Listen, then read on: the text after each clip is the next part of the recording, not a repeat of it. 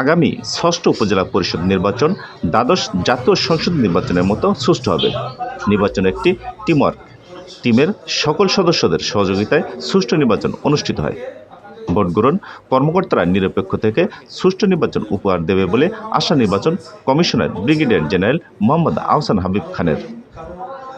আজ বিকালে জেলা প্রশাসক ও নির্বাচন অফিসের আয়োজনে সরকারি কেসি কলেজ ভোট গ্রহণ কর্মকর্তার সাথে মতবিনিময় সভা শেষে একথা বলেন তিনি।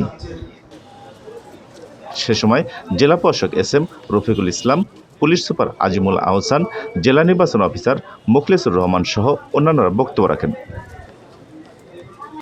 তিনি আরও বলেন, সাংবাদিকদের ভোট কেন্দ্রে ঢুকতে কোনো অনুমতির প্রয়োজন নেই।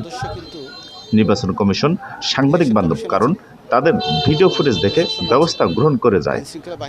তবে অবশ্যই প্রকৃত সাংবাদিক হতে হবে। আমাদের সাংবাদিকরা কেন্দ্রে ঢুকবে এবং অনুমতি নেবে না, তবে ভেতরে যে আপনাদেরকে অবহিত করবে